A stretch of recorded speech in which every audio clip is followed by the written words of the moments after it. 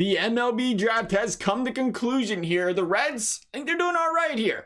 Coming in with their first pick, they selected Austin Hendrick, the 12th overall pick, the high school lefty outfielder. And I have to say, I love the high school selection here. There was swirlings of the Reds going college, which, you know, it could work in some areas. But when you consider the Reds right now from an outfield perspective have Shogo, Castellanos, both on 3- and 4-year deals respectively. You throw on Winker and Senzel, both under team control for a while. It makes sense to take a guy with some high upside potential who likely won't be MLB ready for, you know, 4 to 6 years per se. And Hendrick fits that bill well as a lefty who has a lot of power in his bat and a great bat speed to go along with it. Likely to be more of a right fielder, but has the tools to be a center fielder. His one big concern is consistency. Lots of swinging and missing for this young man. Makes me think a lot of Jay Bruce, really. You think of that description and just instantly, right fielder, has an arm, some power to him, lefty, consistency a concern. It just screams Jay Bruce, but hey, Jay gave the Reds some very good years, but that potential to just consistently hit and not be a hot and cold hitter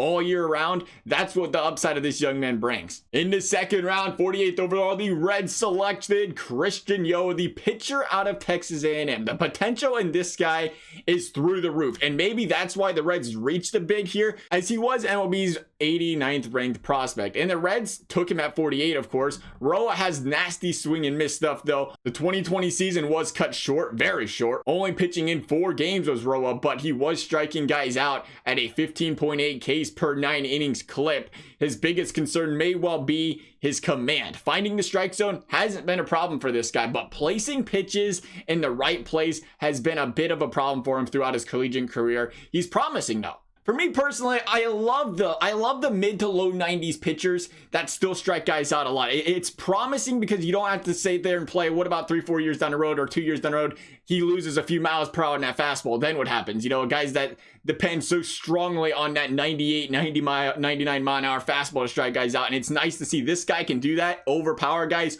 without it. So I love seeing that here with Rolla. With the 65th overall pick, the Reds selected Jackson Miller, the catcher out of high school. Jackson is an above average catcher from an athleticism standpoint, more of a line drive hitter who has a little bit of work to do on some of his defensive mechanics, but coming out of high school, he's got plenty of time to develop them and become a well-rounded pitch or catcher. With the 3rd round, 84th overall pick, the Reds selected Texas Tech pitcher Brice. Bonham. The righty out of Texas Tech has a plus fastball and slider ranging around that 93 to 95 mile an hour per hour range and that mid 80 range each respectively, along with an average changeup and curveball. Bonham's big concern though is that control and command. He walks 63 batters over 97.2 innings, and it's been profoundly due to his mechanics, which, hey, that's music to my ears because I got faith in the organization to go out there, you know, fix his mechanics, help him improve the mechanics so he can consistently go out there and pitch after pitch after pitch repetitively, which seems to be his problem right now from a mechanics standpoint.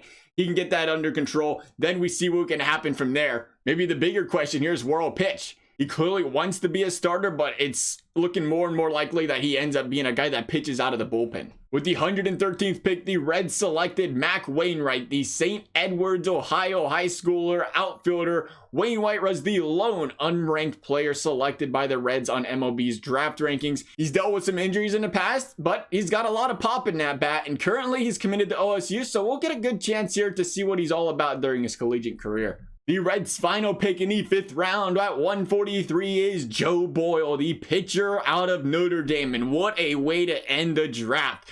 Going with the flame-throwing Joe Boyle. He's topped out at 102 miles per hour and he can consistently hit the upper 90s. No question about it. He's got strikeout stuff. He showed a lot of promise in the Cape Cod League last season, dropping a 1.93 ERA in the 10 appearances he made over 14 innings, along with allowing only 7.3 walks per 9 innings. I said only 7.3. That's a lot. That's a lot to clarify. But we say only because his 2018 Cape Cod League performance featured a 19.8 walks per 9 innings clip, and his last 2 seasons at Notre Dame sit at 14 and 9.5 walks per 9 innings. I love this pick though. I think it's pretty clear, you know, it's not a secret at all where this guy's struggling, where his concern is here. But when a guy's striking out 17, 18 batters per 9 innings consistently and has the raw stuff to just overpower guys, you take that chance. You take that chance that he can get the control under control, develop a third pitch, especially in a later round of the draft like this. I love this pick here by the Reds. Excited to see what all these guys can do, though. Of course, you know, being baseball, these guys develop so much throughout the minors, throughout college, everything else. We can't really jump the gun on how much we or how we can expect from this guy, that guy from MLB standpoint. We just kind of have to wait, see how it plays out. Can't wait to see how these guys develop nonetheless. Thank you guys for watching. We'll see you next time.